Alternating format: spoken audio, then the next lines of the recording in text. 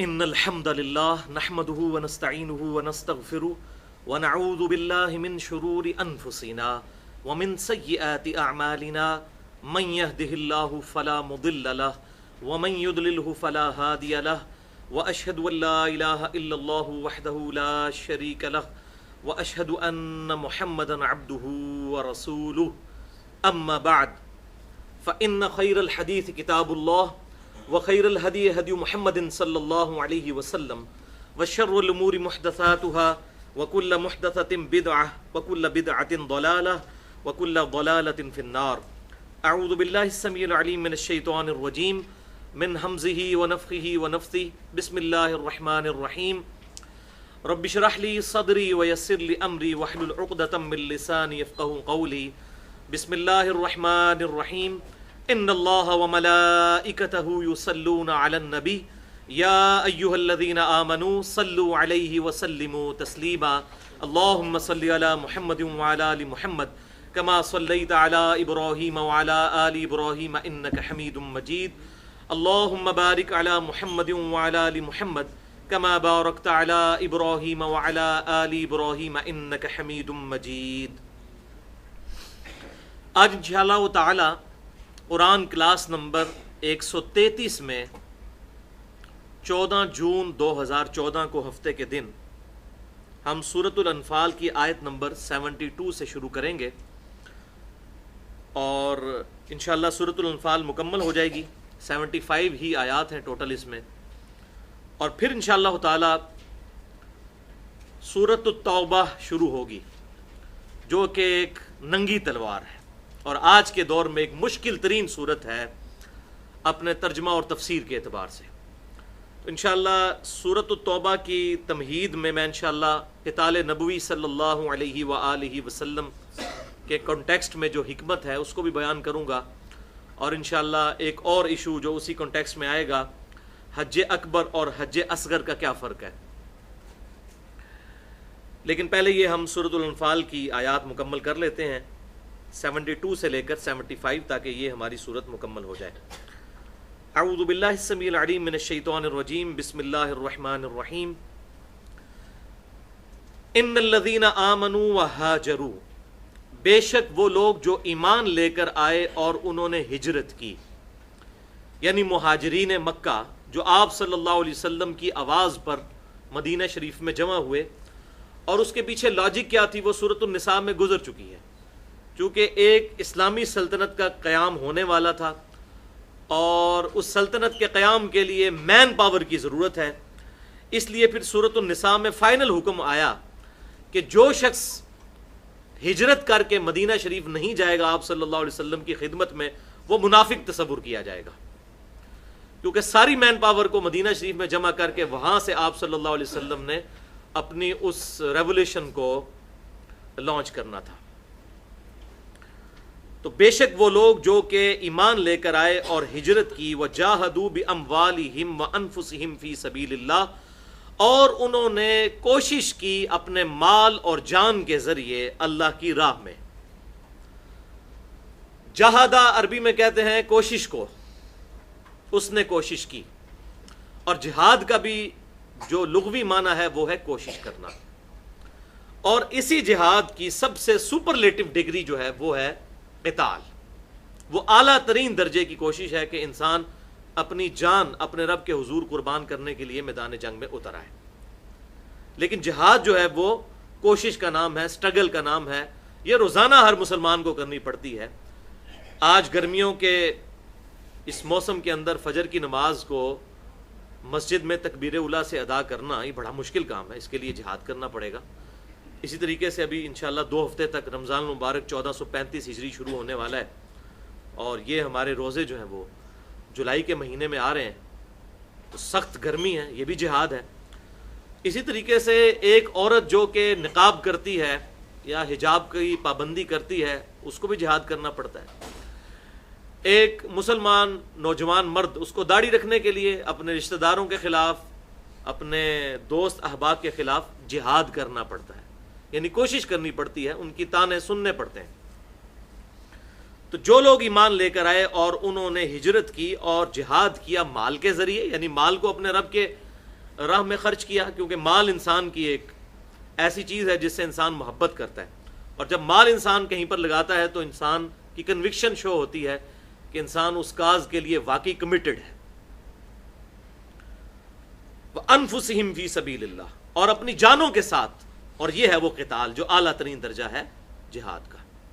اسی طریقے سے قرآن پاک میں دعوت قرآن کو بھی جہاد کبیرہ کہا گیا۔ سورۃ الفرقان آیت نمبر 52 میں بسم اللہ الرحمن الرحیم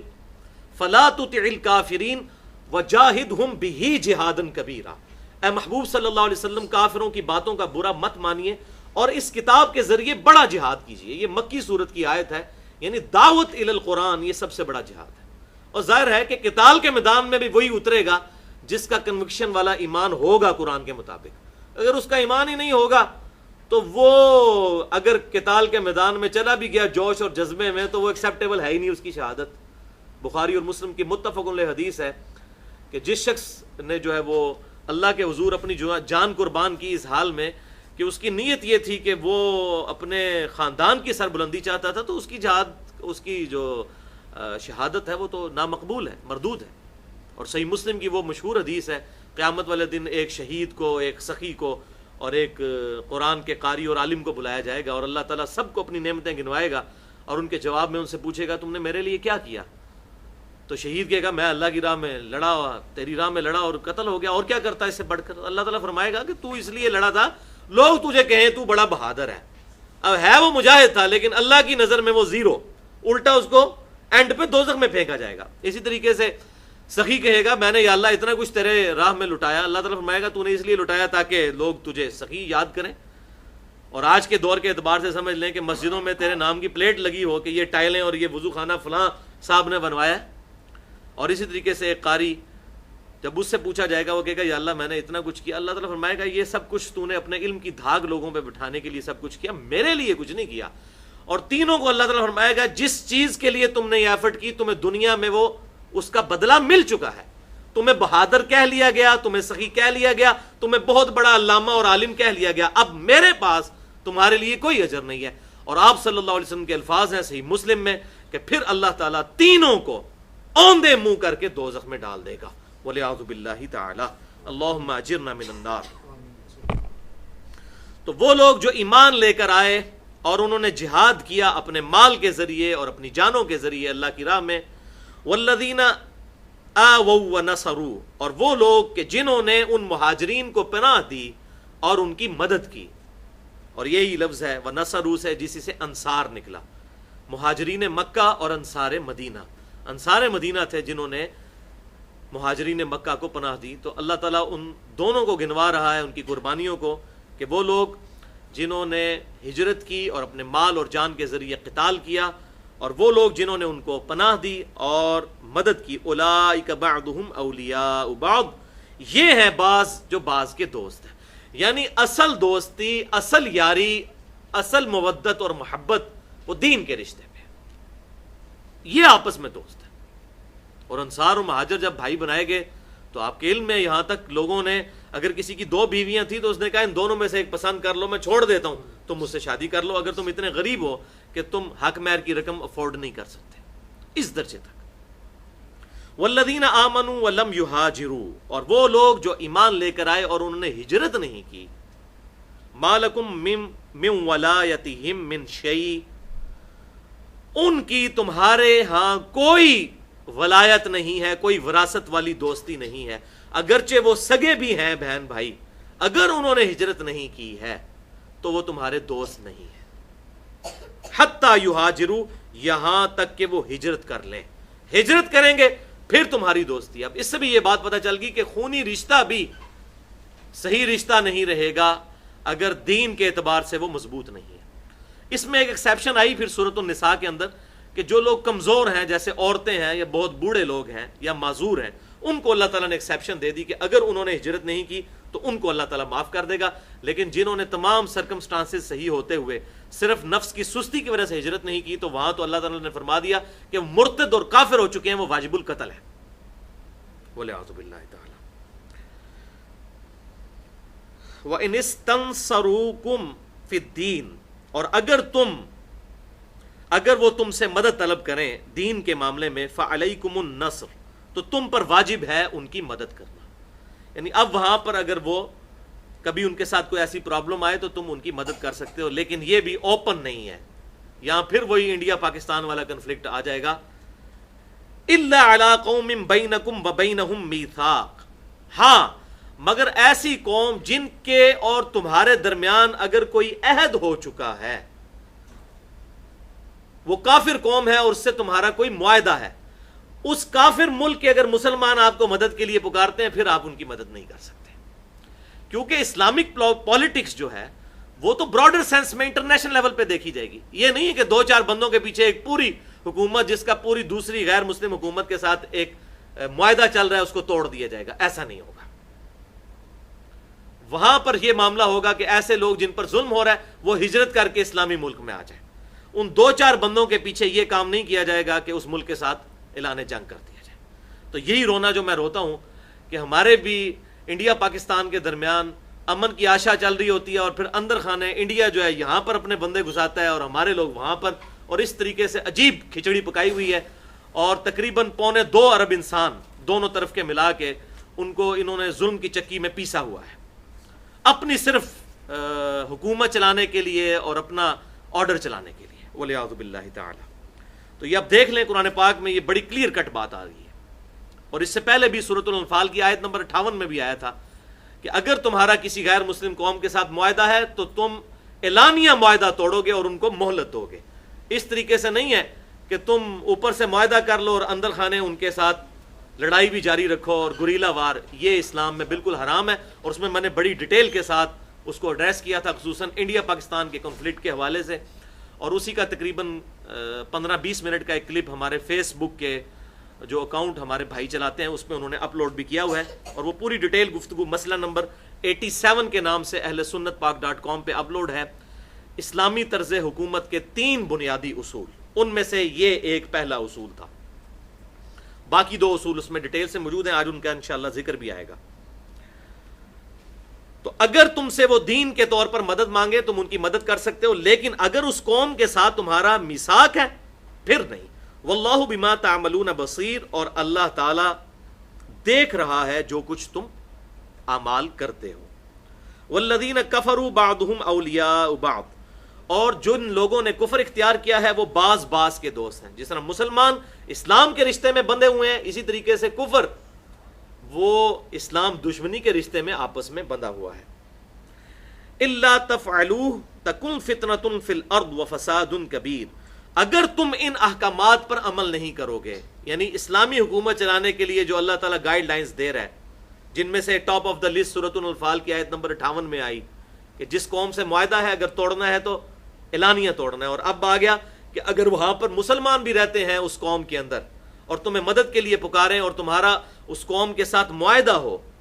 تو تم معاہدے کی پاسداری کرو گے، ان مسلمانوں کی مدد نہیں کرو گے، بلکہ ان کے لیے حکم یہ ہے کہ وہ ہجرت کر کے یہاں پہ آ جائیں. اتنے سکے ہیں نا اگر وہ اسلام کو کمٹمنٹ کے ساتھ کرنا چاہتے ہیں. تو آپ دیکھ لیں افغانستان سے بھی تو لاکھوں لوگ ہجرت کر کے پاکستان آئے تھے نا 80s میں جب رشیا وار ہوئی تھی. تو اس طریقے سے وہ ہجرت کر کے آ جائیں. انشاءاللہ ہم تیار ہیں کرنے کے لیے. پاکستان تو دنیا میں کہتا ہوں سب سے زیادہ پناہ گزینوں کو پناہ دینے والا اگر کوئی ملک ہے، باقی سب لوگ تو چیریٹی کی باتیں کرتے ہیں، دنیا میں چیریٹی میں نمبر 1 اگر کوئی ملک ہے تو پاکستان ہے. یہ انٹرنیشنل فگرز ہیں. سب سے زیادہ چیریٹی میں جو لوگ خرچ کرتے ہیں وہ پاکستانی لوگ ہیں،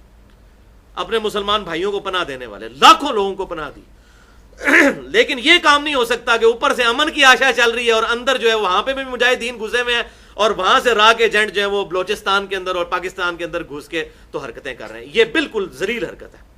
اس کی اسلام میں اجازت نہیں ہے، یہ حرام ہے. تو اللہ تعالیٰ فرما رہا ہے اگر تم ان اسلامک پالیٹکس کے جو رولز میں تمہیں بتا رہا ہوں قرآن میں اگر ان پر عمل نہیں کرو گے تو فتنہ کھڑا ہو جائے گا فی الارض، زمین میں، وفساد کبیر، اور بڑا فساد ہو جائے گا. ظاہر ہے کسی رولز اور ریگولیشن کے اوپر یہ سارے معاملات چل سکتے ہیں نا، کوئی تو دین ایمان اور عہد ہونا چاہیے جس کے معاملے پر یہ ساری چیزیں چلیں. والذین آمنوا وہاجروا، وہ لوگ جو ایمان لے کر آئے اور انہوں نے ہجرت کی، وجاہدوا فی سبیل اللہ، اور اللہ کی راہ میں انہوں نے جہاد کیا. والذین آووا ونصروا، اور وہ لوگ جنہوں نے ان کو پناہ دی اور ان کی مدد کی، یعنی انصار. یہ پھر وہی بات دوبارہ رپیٹ ہو رہی ہے. اولئک هم المؤمنون حقا، یہ آیا فتویٰ، یہ ہے اصل میں کٹر مؤمن، صحیح سچے مؤمن جو اپنے ایمان میں پکے ہیں، جو واقعی اپنی مال اور جان کے ذریعے اللہ کے حضور کوشش کرنے کے لیے تیار ہیں اور اپنے مسلمان بھائیوں کو پناہ دینے کے لیے تیار ہیں، وہ ہیں پکے مؤمن۔ الحمدللہ۔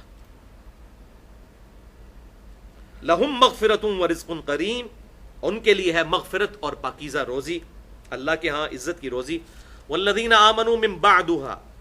بعد وہاجروا، اور وہ لوگ جو کہ ایمان لے کر آئیں گے ان کے بعد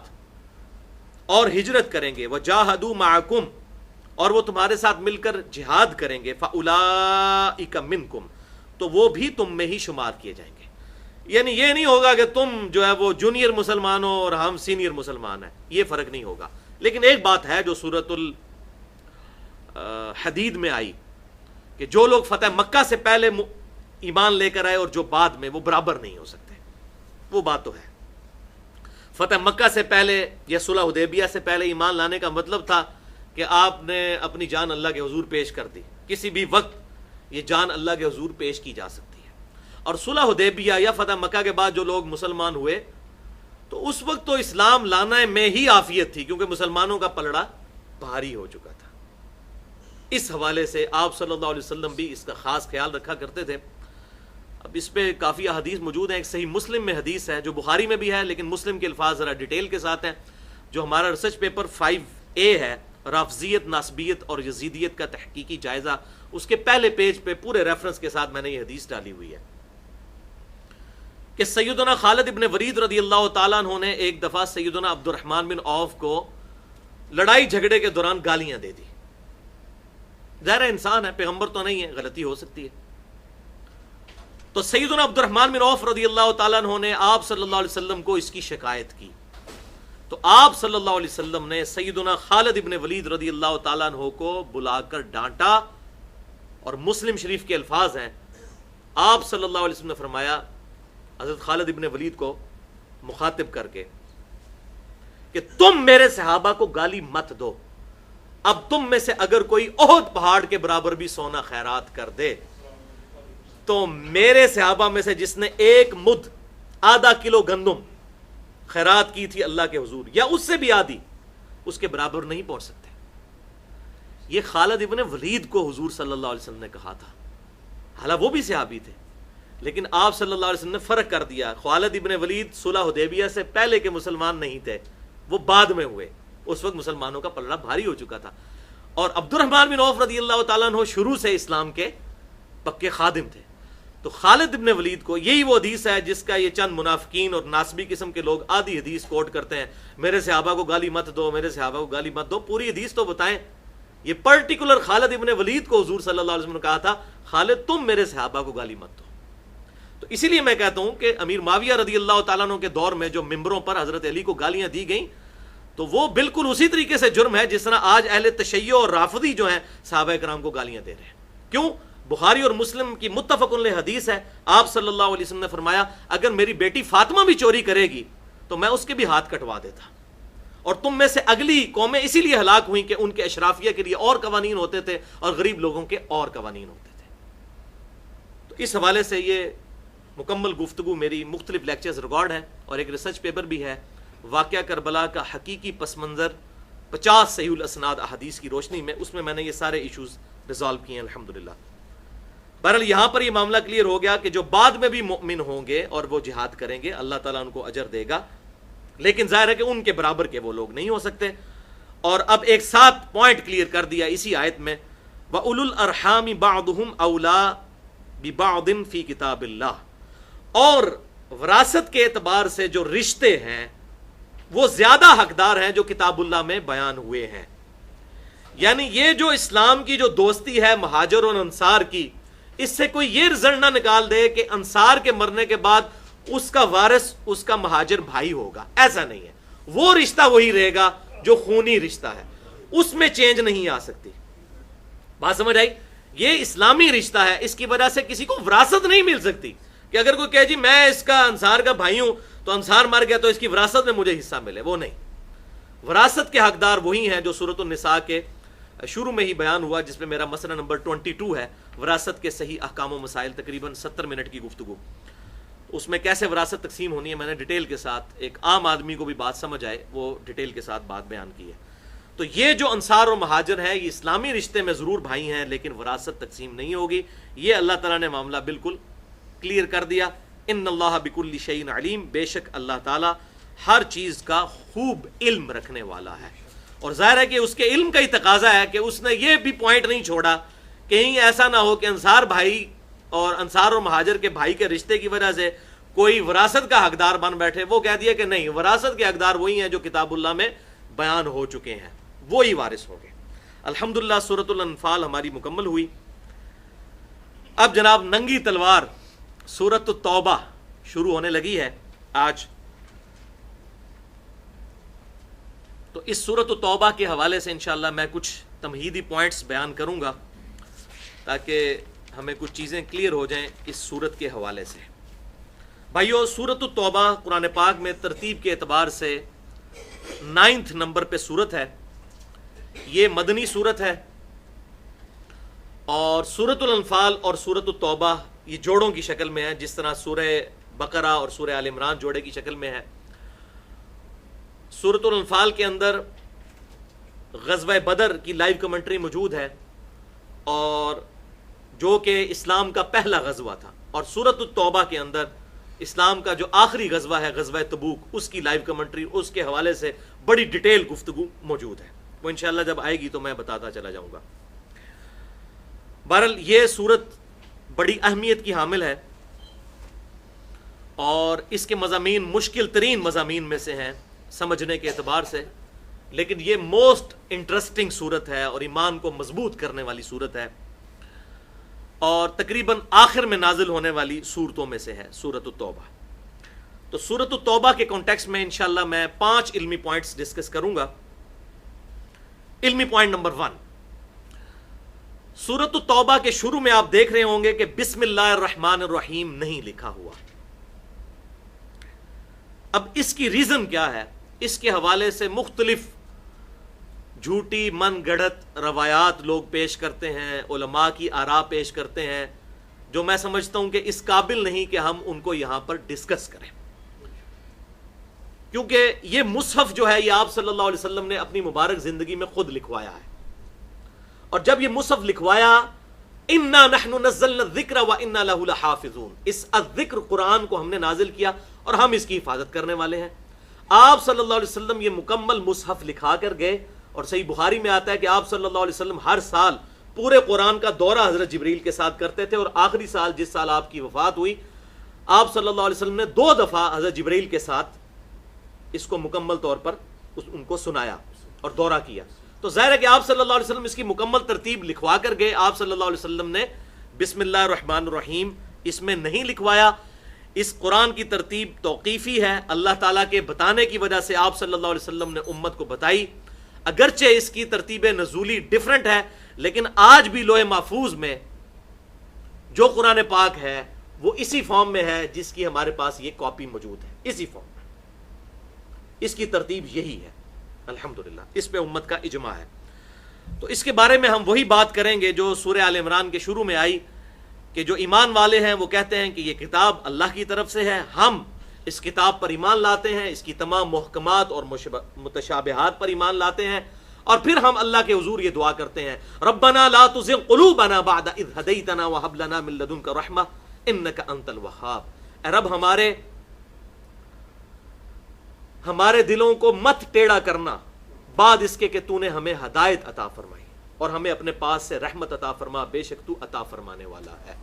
تو ہم من و ان اس کتاب پر اسی طریقے سے ایمان رکھتے ہیں کہ بسم اللہ الرحمن الرحیم سورۃ التوبہ سے پہلے آپ صلی اللہ علیہ وسلم نے نہیں لکھوائی، بس یہی اس کی ریزن ہے۔ اس کے علاوہ جتنی بھی چیزیں پیش کی جاتی ہیں وہ اسلام اور قرآن کی جڑ کاٹنے والی چیزیں ہیں، اور ان سے قرآن پاک کی تحریف کا شبہ ہوتا ہے۔ ہم ان روایات کو ڈنکے کی چوٹ پہ اٹھا کر کوڑے کے ڈھیر پہ پھینکتے ہیں۔ یہ قرآن جو مشرق سے لے کر مغرب تک الحمدللہ مسلمانوں کے پاس عملی تواتر و اجماع کے ساتھ ٹرانسفر ہوا ہے، اہل سنت اور اہل تشیع دونوں کا اجماع ہے اس کے ایک ایک لفظ کے اوپر۔ یہی قرآن پاک جو میرے ہاتھوں میں ہے، یہ طلحہ یاسین جو شام کے رائٹر ہیں ان کا لکھا ہوا، یہ طہ یاسین ان کا نام ہے، انہی سے رائٹ سعودی عرب نے لیے، یہ بلو پرنٹنگ میں، اور یہی قرآن پاک ایران سے بھی چھپتا ہے ریڈ پرنٹنگ کے اندر، یعنی اس کا کور بائر والا ریڈ ہے، سیم قرآن ہے الحمدللہ، اس پہ امت کا اجماع ہے۔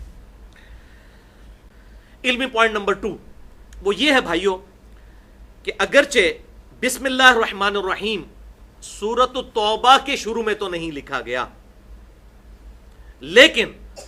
جس طرح قرآن پاک میں 114 صورتیں ہیں تو بسم اللہ الرحمن الرحیم بھی 114 مرتبہ موجود ہے، 113 مرتبہ صورتوں سے پہلے، اور اس صورت سے پہلے بسم اللہ الرحمن الرحیم موجود نہیں، لیکن سورۃ النمل کی آیت نمبر 30 کے اندر اللہ تعالیٰ نے اس کو پوری سورت آیت کے طور پر شامل فرما دیا۔ سورۃ النمل آیت نمبر 30، بسم اللہ الرحمن الرحیم، انہ من سلیمان، وہ جو ملکہ بلقیس کے پاس خط آیا تھا تو ملکہ بلقیس اپنے سرداروں کو بلا کر کہتی ہے کہ بے شک یہ سلیمان کی طرف سے آیا ہے خط، انہ من سلیمان، بے شک یہ آیا ہے سلیمان کی طرف سے، وَإِنَّهُ بسم اللہ الرحمن الرحیم، اور اس کی ابتدا ہوئی ہے بسم اللہ الرحمن الرحیم، اللہ کے نام سے شروع جو رحمان ہے اور رحم فرمانے والا۔ لہذا صورتیں بھی 114 اور بسم اللہ الرحمن الرحیم بھی قرآن پاک میں 114 مرتبہ، 113 مرتبہ صورتوں سے پہلے، اور 1 مرتبہ سورۃ النمل کی آیت نمبر 30 کے اندر۔ لہٰذا یہ جو یہاں پر سورہ التوبہ کے شروع میں بسم اللہ نہیں تھی، اللہ تعالیٰ نے وہ قرآن پاک کی آیت بنا دی۔ یہاں پہ یہ بھی بات یاد رکھیے گا کہ یہ حصہ نہیں ہے سورتوں کا بسم اللہ الرحمن الرحیم جتنی دفعہ ہے، اور وہی ہے علمی پوائنٹ نمبر 3 کہ بسم اللہ الرحمن الرحیم سوائے سورۃ النمل کے کسی بھی قرآن کی سورت کا حصہ نہیں ہے۔ ویسے قرآن پاک کی سورتوں میں فصل کرنے کے لیے شروع میں لکھا جاتا ہے بسم اللہ الرحمن الرحیم، لیکن کسی بھی سورت کا حصہ نہیں ہے سوائے سورۃ النمل آیت نمبر 30 کے، چونکہ سورۃ النمل کے اندر آ گیا انہ من سلیمان وانہ بسم اللہ الرحمن الرحیم، بے شک یہ خط سلیمان علیہ السلام کی طرف سے ہے اور بے شک اس کی ابتدا ہو رہی ہے بسم اللہ الرحمن الرحیم سے۔ اس حوالے سے میں نے ایک ٹیکنیکل گفتگو بھی کی ہے مسئلہ نمبر 84 کے اندر، فاتحہ خلف الامام سے متعلق فرقہ وارانہ نظریات کا تحقیقی جائزہ۔ تو مسئلہ نمبر 84 کے اندر میں نے یہ ڈسکشن کی ہے کہ بسم اللہ الرحمن الرحیم ایون سورۃ الفاتحہ کا بھی حصہ نہیں ہے، اور اس کے پروف میں نے ڈیٹیل سے گفتگو کی تھی، لیکن یہاں پر میں 2 حدیثیں بیان کر دیتا ہوں تاکہ یہ ایشو کنکلوڈ ہو، کیونکہ خصوصاً پاکستان کے اندر ہمارے جو اہل سنت میں سے اہل حدیث مکتبہ فکر کے لوگ ہیں یا علماء عرب ہیں، انہوں نے اس چیز کو بہت ایشو بنایا ہوا ہے کہ بسم اللہ الرحمن الرحیم لازمی سورۃ الفاتحہ کا حصہ ہے۔ بسم اللہ نماز میں ضرور پڑھیں گے فاتحہ سے پہلے، لیکن سورۃ الفاتحہ کا یہ حصہ نہیں ہے، اور میں نے الحمدللہ صحیح بخاری اور مسلم سے یہ بات ثابت کی ہے کہ اس معاملے میں امام ابو حنیفہ رحمۃ اللہ علیہ کا موقف ٹھیک ہے، جس کا بھی موقف کتاب و سنت کے مطابق ہوگا ہم اس کو ٹھیک مانیں گے، اور امام شافعی رحمۃ اللہ علیہ کا موقف ٹھیک نہیں ہے، وہ بسم اللہ کو سورۃ الفاتحہ کا حصہ مانتے ہیں۔ ہمارے پاس ثبوت حدیث ہے بخاری اور مسلم کی، 2 حدیثیں ہیں، ایک حدیث جو صحیح بخاری میں انٹرنیشنل نمبرنگ کے مطابق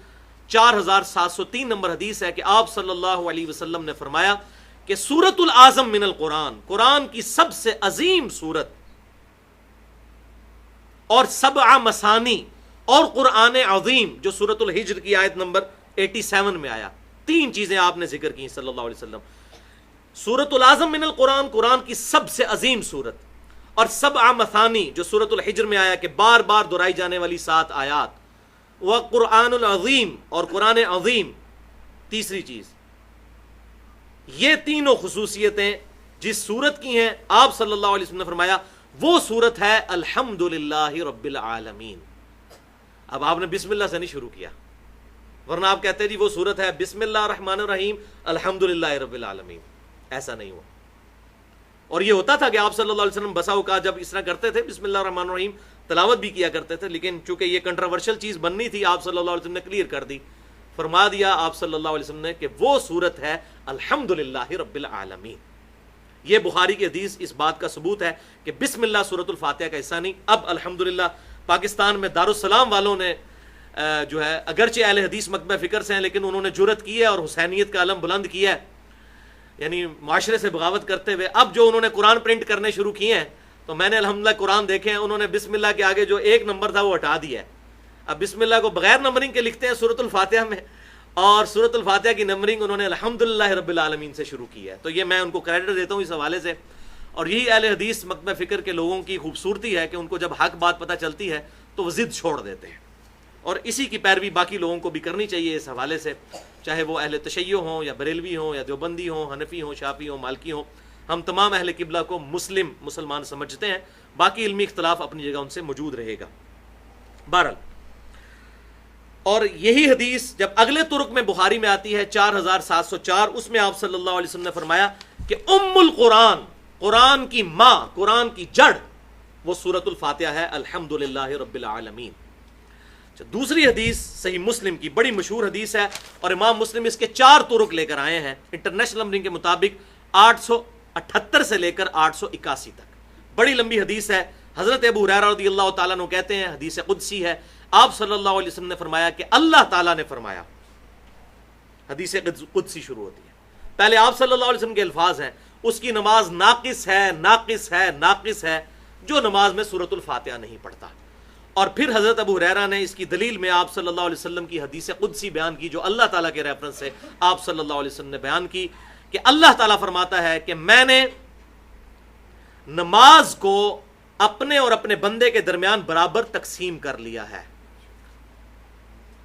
نصف نماز میرے لیے ہے اور نصف میرے بندے کے لیے۔ اور آپ حیران ہوں گے یہ نصف نماز سورۃ الفاتحہ کو کہا گیا، یعنی پوری نماز سورۃ الفاتحہ کو، اسی کا نصف، آدھی میرے لیے اور آدھی میرے بندے کے لیے، اندازہ کریں۔ صحیح مسلم 878 سے لے کر 881 تک، 4 طرق۔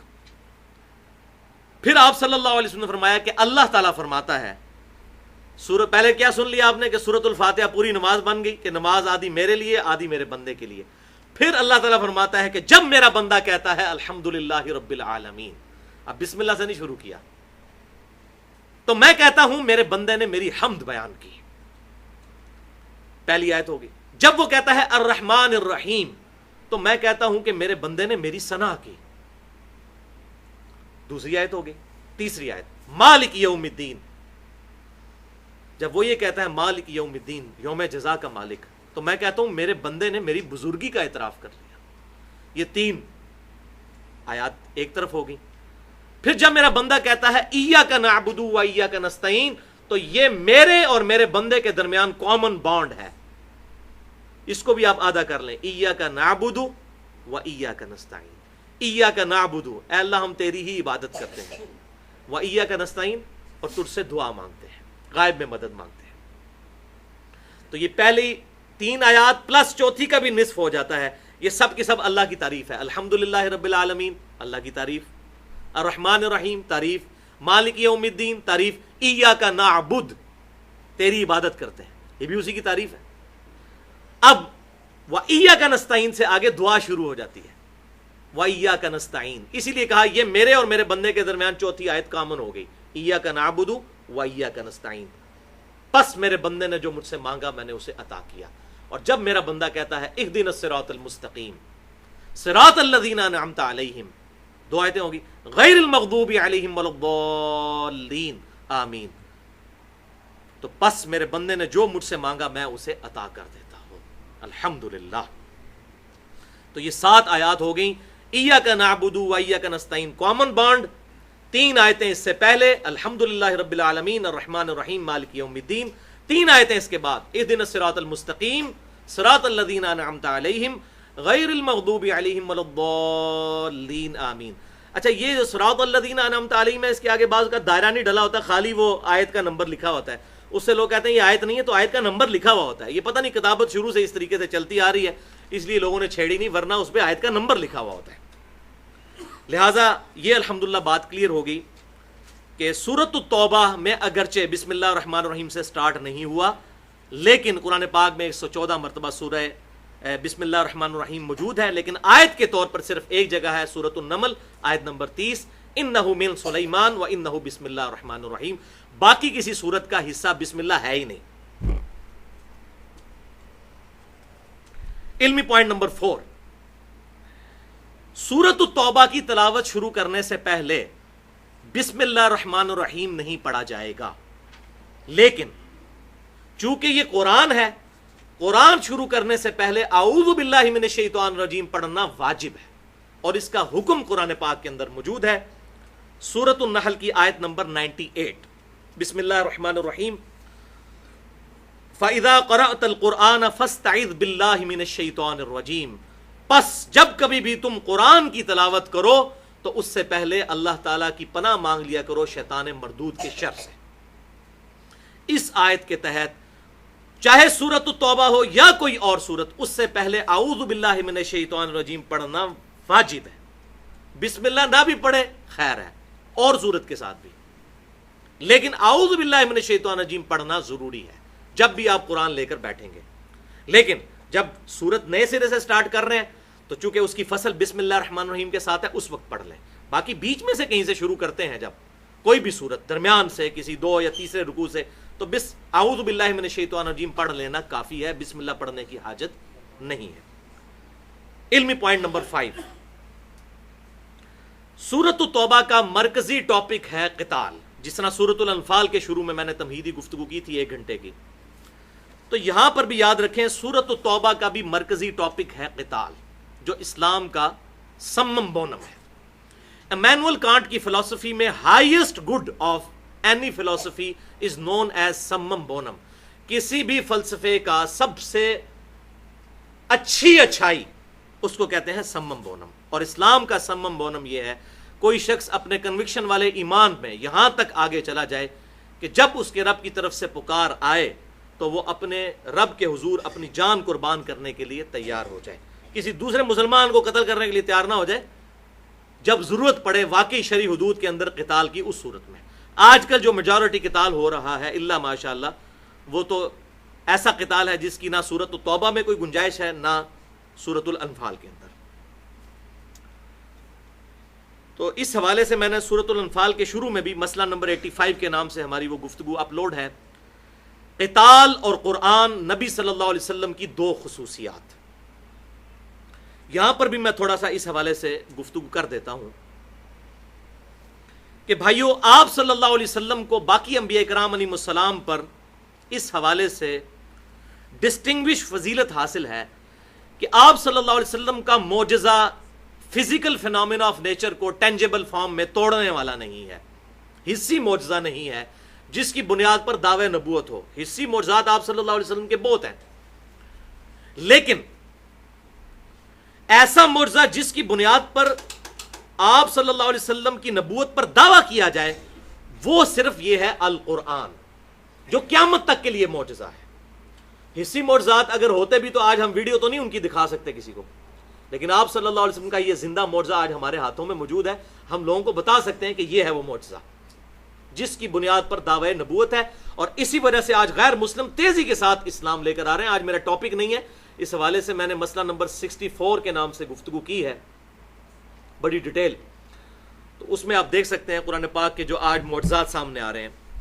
لیٹسٹ سائنٹیفک فیکٹس کے حوالے سے۔ تو یہ آپ صلی اللہ علیہ وسلم کی خصوصیت ہے۔ بخاری اور مسلم کی متفق علیہ حدیث ہے کہ ہر نبی کو اللہ تعالیٰ نے کوئی نہ کوئی معجزہ دیا، اور اس پر ایمان لانے والے لوگوں کی تعداد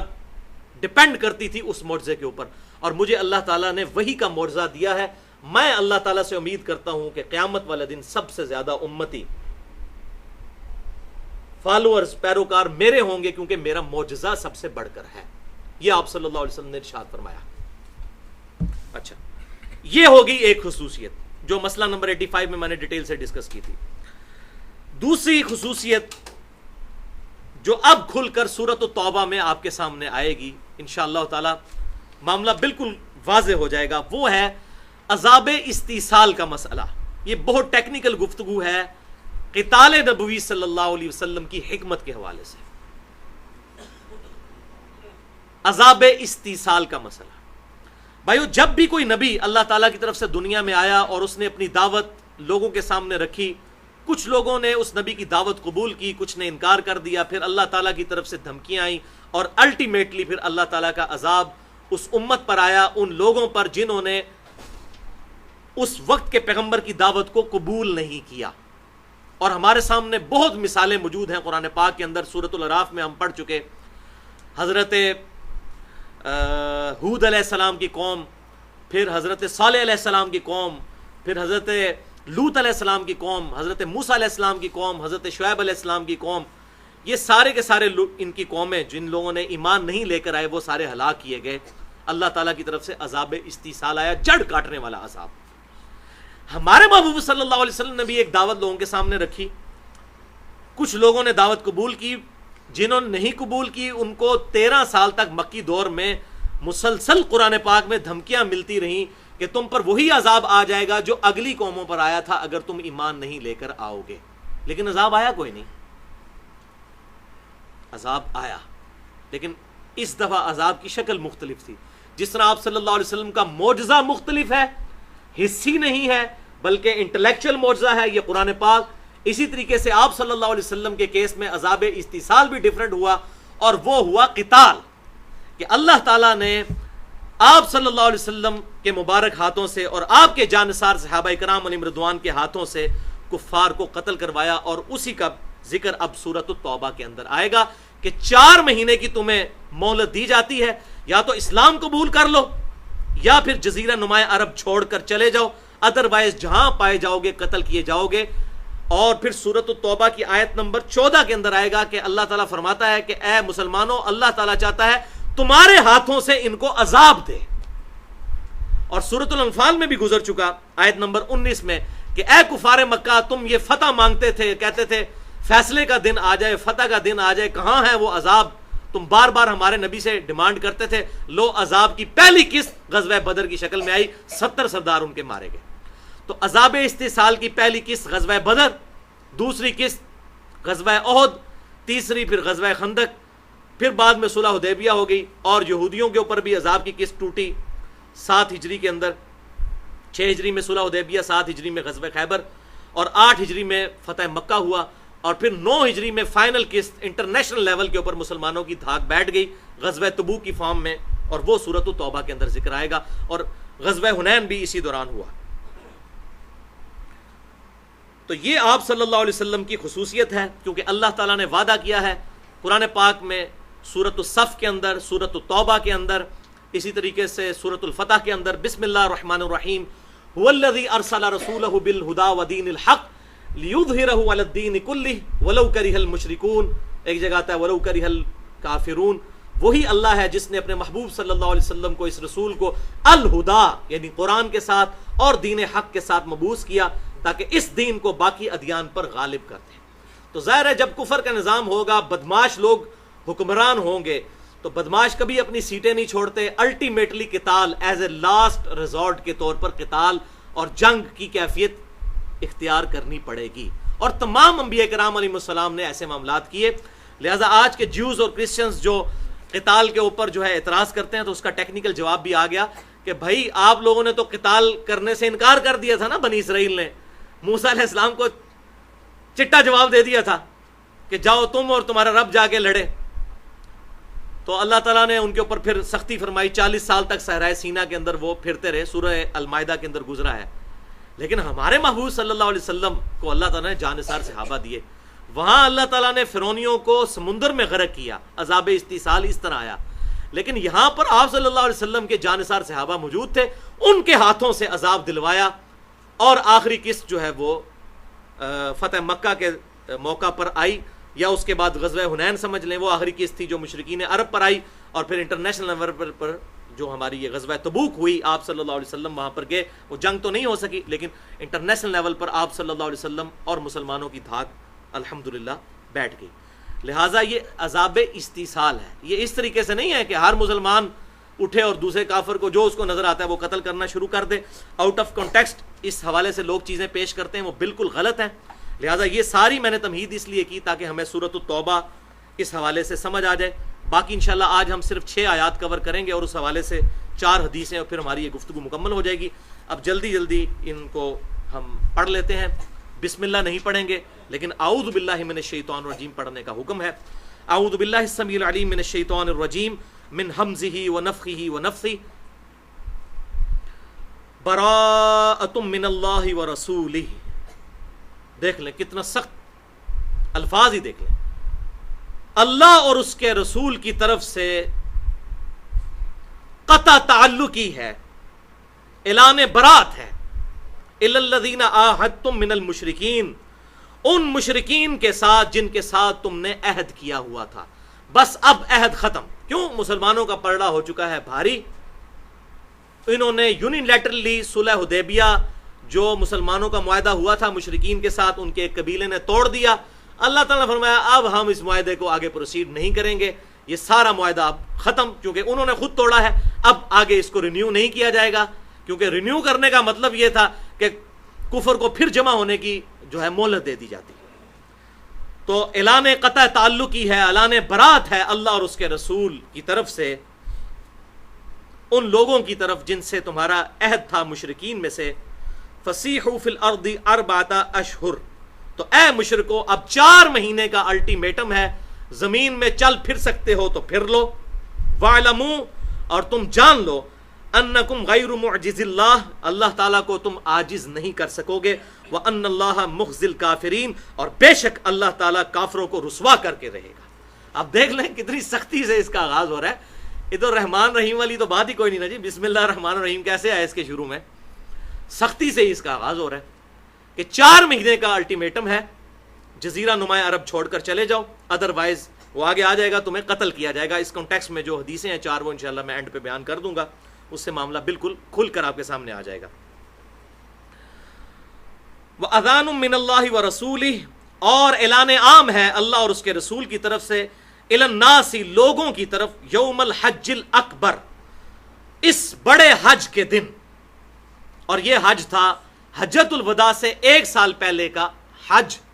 9 ہجری میں، جس میں امیر حج سیدنا ابو بکر صدیق رضی اللہ تعالیٰ عنہ کو بلا کر آپ صلی اللہ علیہ وسلم نے بنایا تھا، لیکن پیچھے سے پھر یہ آیات نازل ہوئی تو مولا علی رضی اللہ تعالیٰ عنہ کو حضور صلی اللہ علیہ وسلم نے سورۃ التوبہ کی یہ 6 آیات دے کر بھیجا اور کہا کہ تم نے میرے بہاف پر یوم النہر والے دن، حج اکبر کا دن ہے، 10 ذوالحجہ کے دن کو کہتے ہیں حج اکبر۔ یہ جو ہمارے عوام میں مشہور ہے کہ جمعے کے دن حج آ جائے یوم عرفہ، یہ نہیں، حج اکبر میں بخاری مسلم سے ثابت کروں گا، حج اکبر کہتے ہیں یوم النہر، 10 ذوالحجہ کا دن جو قربانی کا دن حج کے دوران آتا ہے، یوم عرفہ سے اگلا والا دن، اس کو حج اکبر کا دن کہتے ہیں۔ ادھر سب لوگ منع میں جمع تھے، وہاں پر سیدنا علی رضی اللہ تعالیٰ عنہ نے یہ آیات پھر تلاوت کی اور مشرکین کو ذلیل و خوار کیا گیا کہ 4 مہینے کا الٹیمیٹم ہے، وہ آگے آیات آ جائیں گی۔ چونکہ مشرکین عرب میں یہ چیز تھی کہ جو بھی قوم کا لیڈر یا سردار ہوتا تھا اس کا قریبی رشتہ دار اس کی طرف سے وہ اعلان کیا کرتا تھا، تو آپ صلی اللہ علیہ وسلم کے سب سے قریبی رشتہ دار جو تھے سیدنا علی تھے، اسی لیے مولا علی رضی اللہ تعالیٰ عنہ کو حضور صلی اللہ علیہ وسلم نے کہا کہ اگرچہ امیر حج سیدنا ابو بکر صدیق ہیں، لیکن ابو بکر صدیق اس کا اعلان نہیں کریں گے، تم نے جا کر میرے بہاف پر اعلان کرنا ہے۔ بالکل اس طریقے سے جب آپ صلی اللہ علیہ وسلم ہجرت مدینہ کے لیے آئے تو سیدنا علی کو اپنے بسترے پر سلا کر آئے تھے اور کہا تھا علی تم نے میرے بہاف پہ وہ امانتیں واپس کرنی ہیں، کیونکہ قریبی رشتہ دار جو ہے وہ اس حوالے سے مشرکین عرب میں یہ جو ہے وہ چلتی تھی رسم کہ اس کی بات کو اتھینٹک مانا جاتا تھا اس شخص کے بہاف پر۔ تو اللہ اور اس کے رسول کی طرف سے اعلان ہے لوگوں کے لیے یوم حج اکبر کے دن، یعنی 10 ذوالحجہ یوم النہر قربانی کے دن، ان اللہ بریء من المشرکین، کہ بے شک اللہ تعالیٰ مشرکین سے قطع تعلقی اختیار کرتا ہے، بری ہے، ورسولہ، اور اس کا رسول بھی، فَإِن تُبْتُمْ فَهُوَ خَيْرٌ لَكُمْ، قربان جاؤں اپنے رب کے، اگر اب بھی تم توبہ کر لو تو تمہارے لیے خیریت ہے۔ یار کون سا رب اتنا مہربان، کون سی ہستی دنیا میں ایسی مہربان کائنات میں ہوگی کہ اتنا زیادہ مسلمانوں کو ستایا گیا۔ ابھی آپ دیکھ لیں 13 سال مکی دور اور 8 سال اور تقریباً کر لیں آپ، 21 سال بن جاتے ہیں۔ 21 سال تک مسلمانوں کو تکلیف دینے والے، اللہ اور اس کے رسول کو تکلیف دینے والے لوگ، لیکن اللہ تعالیٰ ہمارا اب بھی توبہ کر لو نا تو تمہارے لیے خیریت ہے، توبہ قبول۔ اور یہ اللہ کی رحمت ہوئی واقعی، پھر ان مشرکین عرب نے توبہ کر لی، حتیٰ کہ ابو سفیان نے بھی اسلام قبول کر لیا جو اسلام کا سب سے بڑا دشمن تھا۔ ابو جہل تو غزوہ بدر میں مارا گیا تھا، غزوہ بدر کے بعد جتنی سازشیں ہوئیں وہ ابو سفیان نے کی، لیکن اس کو بھی ایمان کی دولت نصیب ہوگی۔ آج ہم ان کو بھی رضی اللہ تعالیٰ عنہ کہتے ہیں۔ یہ اللہ تعالیٰ کی طرف سے رحمت غالب ہوئی۔ اللہ اکبر. اب بھی توبہ کر لو تمہارے لیے بہتر ہے. وَإِن تَوَلَّيْتُمْ اور اگر تم منہ پھیرو گے فَاعْلَمُوا تو جان لو أَنَّكُمْ غَيْرُ مُعْجِزِ اللَّهِ تم اللہ تعالیٰ کو عاجز نہیں کر سکتے. وہی بات ریپیٹ ہو رہی ہے. اب بھی مہلت ہے, توبہ کر لو, اسلام قبول کر لو. وَبَشِّرِ الَّذِينَ كَفَرُوا بِعَذَابٍ أَلِيمٍ اور بشارت دے دیجئے, خوشخبری دے دیجئے, بڑی ٹونٹ والی بات ہے, خوشخبری دے دیجئے کافروں کو دردناک عذاب کی. وَلِعَوْذُ بِاللَّهِ تَعَالَى إِلَّا الَّذِينَ عَاهَدتُّمْ ہاں مگر جن کے ساتھ تمہارا معاہدہ ہے, من المشرکین مشرکین میں تھے, ثم لم ينقصوکم اور پھر انہوں نے اپنے معاہدے کی کمی نہیں کی تمہارے ساتھ کسی معاملے میں, شیئا کسی ذرہ برابر بھی, ولم یظاہروا علیکم اور نہ انہوں نے تمہارے خلاف کوئی مدد کی. یعنی ایسے کافر, یہ صلح حدیبیہ سے ہٹ کے جن مشرکین کے ساتھ مسلمانوں کا عہد تھا, اگر انہوں نے باقی کافروں کے ساتھ مدد کر کے تمہارے خلاف کوئی چڑھائی نہیں کی تو ان کے ساتھ تمہارا عہد اس طریقے سے باقی رہے گا. یظاہر علیکم احدا کسی ایک کی مدد انہوں نے نہیں کی تمہارے خلاف, فاتموا الیہم عہدہم تو ان کا عہد بھی تم پورا کرو, الی مدتہم ان کی مدت تک. لیکن جب مدت مکمل ہوگی تو دوبارہ ان کے ساتھ بھی عہد رینیو نہیں کیا جائے گا. ان مشرکین کے ساتھ بھی جن کو اب ایز اے ایکسیپشن ایکسیپٹ کیا جا رہا ہے, ان کے ساتھ بھی بعد میں عہد نہیں ایکسیپٹ کیا جائے گا اگر ایک دفعہ عہد کی مدت پوری ہو جائے گی, کیونکہ اسلام کا غلبہ ہو چکا تھا. ان اللہ یحب المتقین بے شک اللہ تعالی محبت فرماتا ہے پرہیزگاروں کے ساتھ. فاذا انسلخ الاشهر الحرم اب آ رہی جناب سخت ترین قرآن کی آیت. تو جب گزر جائیں حرمت والے مہینے, وہ حرمت والے مہینے ایک تو وہ ہیں جو 4 مہینے ہیں, لیکن اس میں پرٹیکولر ذوالحجہ کے مہینے سے وہ 4 مہینے شمار کیے جائیں گے کنزیکٹو اگلے, ذوالحجہ, محرم, سفر اور ربیع الاول. حالانکہ وہ حرمت والے مہینے نہیں ہیں سفر اور ربیع الاول, محرم ذوالحجہ تو پہلے ہی ہے, رجب ہے تیسرا, اور چوتھا جو ہے وہ جو ذوالحجہ سے پہلے مہینہ آتا ہے وہ 4 مہینے, یہ ہیں حرمت والے مہینے. لیکن اب ان کو 4 مہینے کا مزید ٹائم دیا گیا, ذوالحجہ کے بعد محرم, وہ تو ویسے ہی حرم والا, 2 اور حرم والے مہینے, حرمت والے مہینے, ان کی اجازت دے دی گئی کہ اس میں تمہارے خلاف قتال نہیں کیا جائے گا, 4 مہینے کا ٹائم ہے. تو اے مسلمانوں جب یہ 4 مہینے گزر جائیں,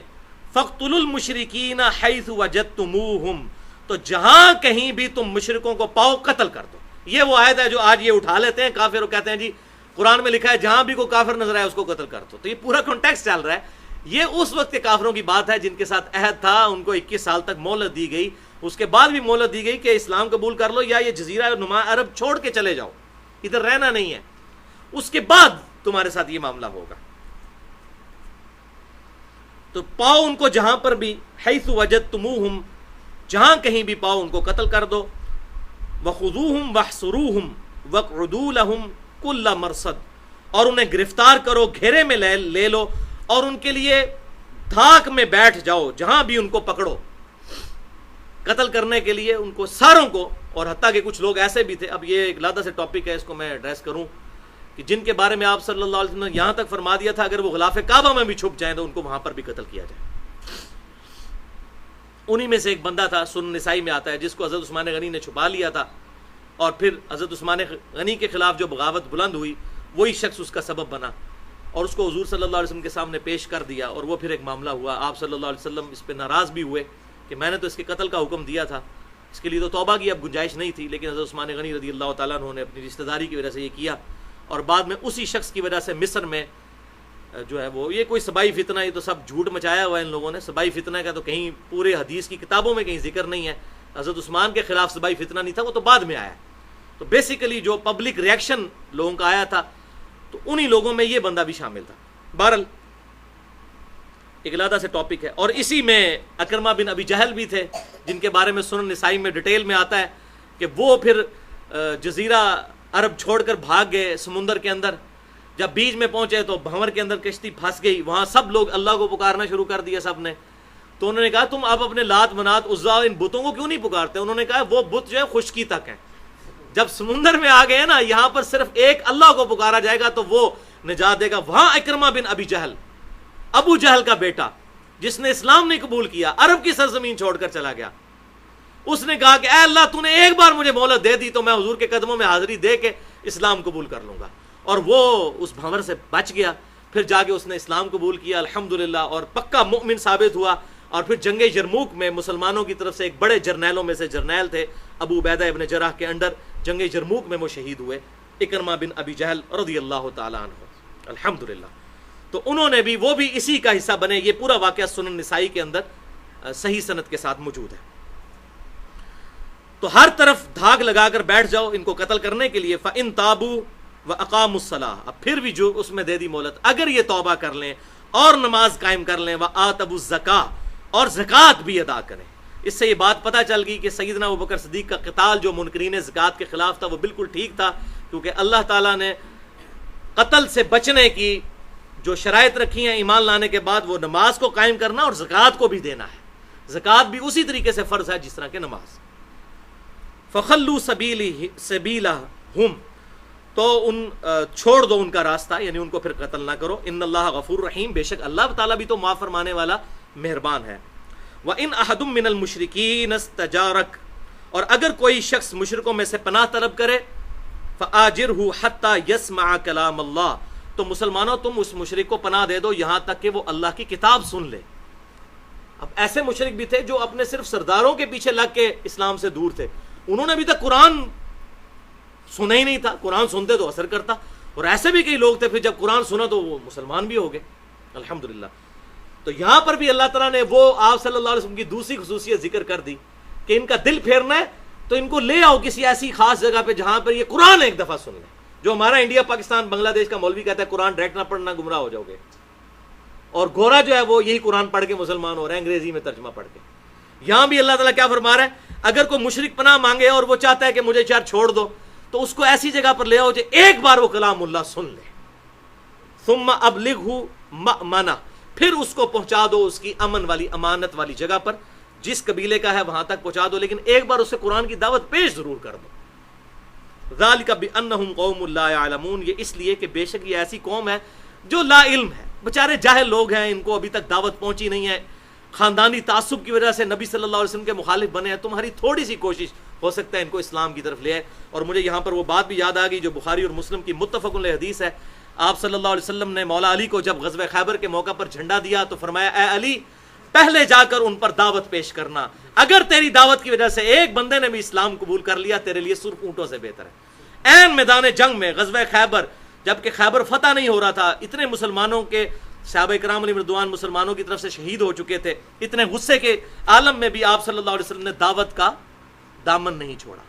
لہذا یہ جو لوگ کہتے ہیں جی اتنے ہندو جا کے مار دو، اتنے چائنیز مار دو، اتنے یہ کر دو وہ کر دو، انہوں نے اتنے مارے ہم ان کے اتنے ماریں گے، اس کی اسلام میں کوئی گنجائش نہیں ہے، بولے اعوذ باللہ تعالی۔ اب آخر میں اسی کے حوالے سے میں 4 احادیث بیان کروں گا، تھوڑی سی گفتگو کر لوں اس حوالے سے کہ یہاں پر یہ جو ذکر آیا کہ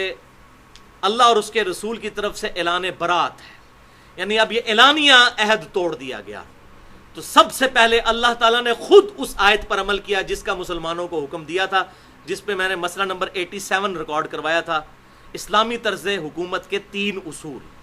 تو پہلا اصول سورۃ الانفال کی آیت نمبر 58 میں یہی آیا تھا کہ جس کسی قوم کے ساتھ تمہارا عہد ہو تو عہد کو اعلانیہ توڑنا ہے، ون سائیڈڈ نہیں، اعلانیہ توڑنا ہے، بتا دینا ہے کہ اب ہمارا آپ سے عہد نہیں ہے۔ اچھا، دوسرا اس میں اصول بیان ہوا تھا کہ میدان جنگ میں بھی اگر کافر صلح کی آفر کر دیں تو جنگ روک کر ان کے ساتھ صلح کر لو۔ اور تیسرا اصول کہ اپنے جو آلات جنگ ہیں ان کو ہمیشہ ہر وقت تیار رکھو اپنے دشمنوں کے خلاف۔ تو اعلانیہ طور پر عہد توڑنے کی یہ پہلی مثال خود اللہ تعالیٰ نے سورۃ التوبہ کے اندر، چونکہ پہلے یہ عہد صلح حدیبیہ کی جو صلح تھی توڑی تھی مشرکین عرب نے، تو اللہ تعالیٰ نے کہا کہ اب تم نے خود چونکہ عہد توڑ دیا، اب ہم اس کو رینیو نہیں کریں گے، تمہارے ساتھ سارے عہد ختم، سوائے ان قبیلوں کے ساتھ جن کے ساتھ دوسرے عہد ہیں لیکن وہ بھی رینیو نہیں ہوں گے۔ وہ ہم نے آیات پڑھ لی، پہلی 6 آیات سورۃ التوبہ کی، ان کی مدت پوری کی جائے گی۔ اب 4 احادیث اینڈ پہ سن لیں، پھر ہماری یہ گفتگو اس حوالے سے مکمل ہو جائے گی۔ پہلی حدیث صحیح بخاری اور مسلم کی متفق علیہ حدیث ہے، انٹرنیشنل نمبر کے مطابق 4656 اور 4657 دو ترک ہیں اکٹھے امام بخاری انہی سورۃ التوبہ کی 6 آیات کے کانٹیکسٹ میں لے کر آئے کہ سیدنا ابو ہریرہ رضی اللہ تعالیٰ عنہ کہتے ہیں، یہ 9 ہجری کا واقعہ ہے، 8 ہجری کے اندر فتح مکہ ہوا، تو اس کے بعد جو حج ہوا مشرکین عرب مسلمانوں نے اکٹھا حج کیا، 9 ہجری میں بھی مشرکین عرب اور مسلمانوں نے اکٹھا حج کیا، وہ اپنے طریقے سے کرتے رہے، مسلمان اپنے طریقے سے۔ سیدنا ابو بکر صدیق رضی اللہ تعالیٰ عنہ کو نبی صلی اللہ علیہ وسلم نے امیر حج بنا کر 9 ہجری میں بھیجا، یہ اس کا ذکر ہے بخاری میں جو سیدنا ابو ہریرہ کر رہے ہیں۔ تو وہ کہتے ہیں کہ ان کو امیر حج بنا کر بھیجا، پیچھے سے یہ سورۃ التوبہ کی یہ 6 آیات نازل ہوئیں، تو پھر مولا علی رضی اللہ تعالیٰ عنہ کو حضور نے بھیجا کہ میرے بہاف پر جا کر تم نے حج اکبر والے دن یعنی یوم النحر 10 ذوالحجہ کو ان آیات کو وہاں پر تلاوت کرنا ہے، چونکہ آپ صلی اللہ علیہ وسلم کے قریبی رشتہ دار تھے، اور عرب کے اندر یہ کلچر تھا کہ قریبی رشتہ دار ہی سب سے زیادہ اہل ہے کہ وہ اس کے بہاف کے اوپر اناؤنسمنٹ کرے، لہٰذا سیدنا علی رضی اللہ تعالیٰ نے یہ سورۃ التوبہ کی آیات تلاوت کی۔ اب دیکھیں کتنی ذلت اٹھانی پڑی ان مشرکین کو، ان کے سامنے ان کو کہا جا رہا ہے کہ 4 مہینے کا ٹائم ہے، یا تو اسلام قبول کرو، ادروائز جہاں پائے جاؤ گے قتل کیے جاؤ گے، اور مسلمانوں ان کی ایسی کی تیسی پھیر کے رکھ دو، 4 مہینے تک ان کو مہلت ہے۔ کتنی ذلت۔ تو اسی حدیث بخاری میں آتا ہے کہ اس میں 2 باتیں آپ صلی اللہ علیہ وسلم نے اور حضرت علی سے کہا کہ وہاں بیان کرنی ہے۔ نمبر 1، آئندہ سال کوئی مشرک حج کے لیے نہیں آئے گا، یعنی اب حرم میں کوئی کافر اور مشرک داخل نہیں ہو سکتا، آج تک الحمدللہ کوئی داخل نہیں ہو سکتا، نہ حرم مکہ میں اور نہ حرم مدینہ میں۔ اور دوسری بات آپ صلی اللہ علیہ وسلم نے ساتھ فرمائی کہ آئندہ کوئی شخص ننگا طواف کعبہ نہیں کرے گا، کیونکہ وہاں لوگ بالکل کپڑے اتار کر بھی مشرکین عرب طواف کعبہ کیا کرتے تھے، اور سب سے اعلیٰ طواف اسے سمجھتے تھے، اور اپنی لاجک دیتے تھے، وہ کہتے تھے چونکہ انسان کو اللہ تعالیٰ نے بغیر کپڑوں کے پیدا کیا ہے، تو سب سے اعلیٰ طواف کعبہ یہ ہے کہ انسان وہ کپڑے بھی اتار دے جو انسان نے خود پہنے ہوئے ہیں۔ جس طرح ہمارے بھی انڈیا پاکستان میں مولوی جو ہے نا وہ اپنی طرف سے لاجکس بنا کے نا، تو جی اے ہوتا ہے تو چونکہ اے ہو گیا تو اے ہو گیا، وہ اپنی طور کو ہی پورے وہ بنا دیتے ہیں۔ جو میں نے ایک دفعہ بتایا تھا، ڈاکٹر طاہر القادری صاحب نے کہا کہ اوپن مجمع میں، اور میں نے ٹی وی پہ ویڈیو سنی، وہ کہتے ہیں یہ بتاؤ نماز پڑھنا کس کی سنت ہے؟ صاحب نے کہا کہ نبی صلی اللہ علیہ وسلم کی۔ اس نے کہا جی یہ بتاؤ دروشی پڑھنا کس کی سنت ہے؟ صاحب نے کہا اللہ تعالیٰ کی، ان اللہ و ملائکتہ یصلون علی النبی۔ پھر انہوں نے کہا جی ہن دسو اللہ دی سنت افضل ہے یا نبی دی سنت؟ اب لوگ جو ہیں وہ پریشان ہیں کہ اگر کہتے ہیں اللہ کی سنت افضل ہے تو پھر درود شریف کو نماز سے افضل ماننا پڑتا ہے، اگر کہتے ہیں نبی کی سنت افضل ہے تو معاذ اللہ استغفر اللہ اللہ تعالیٰ سے پرائرٹی دینی پڑتی ہے۔ تو لوگ بول ہی نہیں رہے بےچارے، تو پھر وہ کیا کہتا ہے، بولو میں بیٹھے ہیں نا اتنے، یعنی میں دوزخ ہی جانا واسطے تے تہاڈے حصے تے میں دوزخ کھٹنے واسطے بیٹھے ہیں نا، یہی مطلب ہوا نا اس کا۔ تو پھر صاحب نے کہا جی اللہ کی سنت ہی افضل ہے، تو انہوں نے کہا پھر درود شریف نماز پڑھنے سے افضل ہوا۔ یہ وہ لاجک ہے جو مشرکین عرب نے بھی دی تھی کہ جی چونکہ اللہ تعالیٰ نے ننگا پیدا کیا لہذا ننگا طواف کیا جائے۔ یہ میں نے پھکی دے دی ہے ان کو، یہ جو اس قسم کی بناتے ہیں نا علم الکلام سے اور فلاسفیکل آنسر، تو یہ ایک پھکی ہے، ایک علم الکلام کا جواب، لاجیکل آنسر، اینٹی وینم۔ یہ یاد رکھنا ہے آپ نے کہ ہاں جی آپ تو مشرکین عرب کے طریقے پہ ہیں، حالانکہ بخاری اور مسلم کی متفق علیہ حدیث ہے، آپ صلی اللہ علیہ وسلم سے پوچھا گیا اللہ تعالیٰ کے نزدیک سب سے افضل عمل کون سا ہے؟ آپ صلی اللہ علیہ وسلم نے فرمایا بندے کا وقت کے اندر نماز کو قائم کرنا۔ بخاری اور مسلم کی متفق علیہ حدیث ہے، اسلام کی بنیاد 5 چیزوں پر ہے، کلمہ پڑھنے کے بعد پہلی چیز نماز، اس کے بعد پھر زکوٰۃ، پھر رمضان کے روزے، پھر حج بیت اللہ اگر استطاعت ہو تو۔ وہاں بھی نماز کا ذکر کیا، تو ایسے علماء کو شرم نہیں آتی جب یہ اس قسم کے رزلٹ وہ ٹی وی پہ بیٹھ کے نکال رہے ہوتے ہیں؟ بے شرمی کی انتہا ہے۔ تو مشرکین عرب بھی یہ کہتے تھے ننگا طواف، تو وہ اعلان ہو گیا، صحیح بخاری میں حدیث بھی آ گئی کہ یہ کام نہیں کرنا، 2 کام نہیں کرنے، آندہ کو مشرک حج کے لیے نہیں آئے گا اور ننگا طواف نہیں کیا جائے گا۔ دوسری حدیث بھی صحیح بخاری کی ہے جو اسی حدیث کا ترک ہے انٹرنیشنل نمبر کے مطابق 3177 نمبر، ایک اور جگہ امام بخاری نے ریپیٹ کی، اس میں سیدنا ابو ہریرہ کے الفاظ ہیں کہ یہ اعلان ہم نے حج اکبر کے دن کیا تھا، حج اکبر کا موقع نہیں، حج اکبر کا دن، اور وہ 10 ذوالحجہ یوم النحر کا دن تھا، وہ جو قرآن میں ہے یوم الحج الاکبر۔ اور سیدنا ابو ہریرہ کہتے ہیں کہ اس کو حج اکبر اس لیے کہا گیا کہ لوگ عمرے کو حج اصغر کہنا شروع ہو گئے تھے۔ اب آپ کو پتا چلا کہ حج اکبر کا مطلب جمعے کے دن حج آنا نہیں ہے، حج اکبر کہتے ہیں اس حج کو جو مسلمان پر فرض ہے، اور حج اصغر کہتے ہیں عمرہ کو، چھوٹا حج۔ تو یہ بخاری 3177 میں آ گیا، سیدنا ابو ہریرہ کہتے ہیں چونکہ عمرے کو چھوٹا حج کہا جانا شروع کر دیا تھا، اس لیے پھر اس حج کو حج اکبر، وہ حج اصغر عمرہ اور یہ حج اکبر، لہذا یہ مسئلہ بھی آج کلیئر ہو گیا جو یہاں پر کنٹراورشل گفتگو چلتی ہے، میں نے الحمدللہ کلیئر کر دیا۔ تیسری حدیث بھی صحیح بخاری میں ہے 1742، اور یہ حدیث مرفوع ہے، آپ صلی اللہ علیہ وسلم نے خود حج اکبر فرمایا ہے 10 ذوالحجہ کے دن کو، یوم النحر کو۔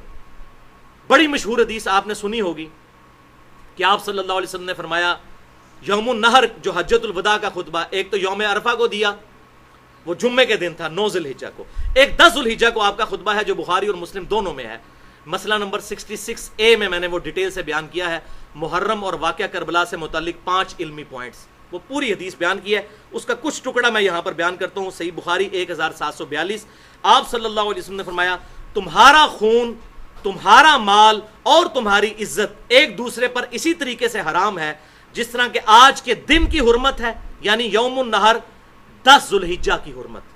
اور اس مہینے ذوالحجہ کی حرمت ہے، اور اس شہر مکہ کی حرمت ہے۔ جس طرح یہ اللہ کے نزدیک قابل عزت ہے، اسی طریقے سے تمہارا خون، مال اور تمہاری عزت ایک دوسرے پر حرام ہے۔ اور پھر آپ صلی اللہ علیہ وسلم کے الفاظ ہیں اسی بخاری 1742، آپ نے جب یہ خطبہ دیا 10 ذوالحجہ یوم النحر قربانی کے دن، پھر فرمایا ھذا یوم الحج الاکبر، یہ آج کا دن حج اکبر کا دن ہے۔ یوم عرفہ کو حج اکبر نہیں کہا بلکہ 10 ذوالحجہ کو حج اکبر کہا، حالانکہ 10 ذوالحجہ ہفتے کا دن تھا، کیونکہ بخاری اور مسلم کی متفق علیہ حدیث ہے، بخاری میں 45 نمبر اور مسلم میں 7527 نمبر، کہ یوم عرفہ آپ صلی اللہ علیہ وسلم نے جو حج کیا تھا یوم عرفہ 9 ذوالحجہ، وہ جمعے کے دن آیا تھا 10 ہجری میں، جہاں وہ آیت نازل ہوئی تھی الیوم اکملت لکم دینکم واتممت علیکم نعمتی ورضیت لکم الاسلام دینا، آج کے دن ہم نے تمہارے لیے تمہارا دین مکمل کر دیا، اپنی نعمت تم پر تمام کر دی، اور اسلام کو ایز اے ریلیجن تمہارے لیے پسند کیا۔ تو یہ بخاری مسلم میں موجود ہے۔ لہٰذا یوم عرفہ چاہے جمعے کو آئے یا کسی اور دن کو، حج اکبر نہیں بنتا، حج جو بھی کرتا ہے وہ حج اکبر ہی کرتا ہے، جو عمرہ ہے وہ حج اصغر ہے۔ ویسے بھی یوم عرفہ والے دن اگر جمعہ آ بھی جائے تو جمعہ پڑھا تو کوئی نہیں جاتا، ظہرین ہی پڑھی جاتی ہے، میدان عرفات کے اندر جمعہ تو کوئی نہیں ہے۔ جمعہ آ بھی جائے، آپ صلی اللہ علیہ وسلم کا بھی جمعہ آیا تھا لیکن آپ نے ظہر اور عصر جمع کی تھی، جمعہ پڑھنا کوئی نہیں، اور پھر بھی کہنا کہ جی وہ جمعے کا حج اکبر ہو گیا، وہ تو ہے ہی ظہر کی نماز۔ حج اکبر کہتے ہیں حج کو، اور حج اصغر کہتے ہیں عمرے کو۔ حج اکبر بڑا حج اور عمرے کو کہتے ہیں چھوٹا حج، الحمدللہ۔ اب اس کے ثبوت میں وہ چوتھی اور آخری حدیث بخاری اور مسلم کی متفق علیہ حدیث ہے، آپ صلی اللہ علیہ وسلم نے فرمایا جس شخص نے رمضان المبارک کے اندر عمرہ کیا گویا کہ اس نے حج ادا کیا۔ رمضان المبارک کے اندر، یعنی رمضان المبارک کا جو عمرہ ہے وہ حج کی طرح ہے، بڑے والے حج کی طرح رمضان کا عمرہ۔ اور مسلم شریف میں الفاظ آتے ہیں کہ راوی کہتے ہیں کہ مجھے شک ہے کہ آپ صلی اللہ علیہ وسلم نے ساتھ یہ بھی فرمایا تھا جس نے رمضان میں عمرہ کیا گویا اس نے میرے ساتھ حج کیا، لیکن مجھے یہ کنفرم نہیں، مجھے ہلکا سا یاد پڑتا ہے، لیکن اس راوی کو تو بھول گیا۔ لیکن ابو داؤد کے اندر انٹرنیشنل نمبرنگ کے مطابق 1990 نمبر حدیث ہے، وہاں کلیئر کٹ راوی کہتے ہیں کہ مجھے یہ بات یاد ہے کہ آپ صلی اللہ علیہ وسلم نے فرمایا تھا جس نے رمضان میں عمرہ کیا گویا کہ اس نے میرے ساتھ حج کیا۔ لہذا جو صحیح مسلم کے اندر اس راوی کو شک تھا وہ اس کا شک نہیں، بالکل کنفرمیشن ہو گئی سنن نبی داؤد کے اندر۔ بہرحال یہ بات تو ایگریڈ اپان، متفق علیہ ہو گئی کہ رمضان المبارک کے اندر عمرہ کرنا حج کرنے کے برابر ہے۔ رمضان کے اندر عمرہ حج اصغر بھی جو ہے وہ حج اکبر کے برابر الحمدللہ ہو جائے گا، اللہ تعالیٰ کی طرف سے یہ خاص انعام ہے۔ حج کے حوالے سے میری 200 منٹ کی گفتگو ہے، مسئلہ نمبر 54A اور 54B، حج اور عمرہ کے صحیح احکام و مسائل، اور اسی کی پھر ایکسٹینشن ہے مسئلہ نمبر 54C اور 54D، وہ بھی 200 منٹ کی گفتگو ہے، قبر رسول صلی اللہ علیہ وسلم کی حاضری سے متعلق فرقہ وارانہ نظریات کا تحقیقی جائزہ۔ اللہ تعالیٰ سے دعا ہے جو حق بات میں نے کہی ہمارے دلوں میں راسخ فرمائے، اگر جذبات میں میرے منہ سے کوئی غلط بات نکل گئی تو اللہ تعالیٰ ہمارے دلوں سے محو کر دے، ہمیں کتاب و سنت کی تعلیمات پر عمل کر کے دوسرے بھائیوں تک پہنچانے کی توفیق عطا فرمائے۔ سبحانک اللہم و بحمدک، اشہد ان لا الہ الا انت، استغفرک و اتوب الیک، وما علینا الا البلاغ المبین۔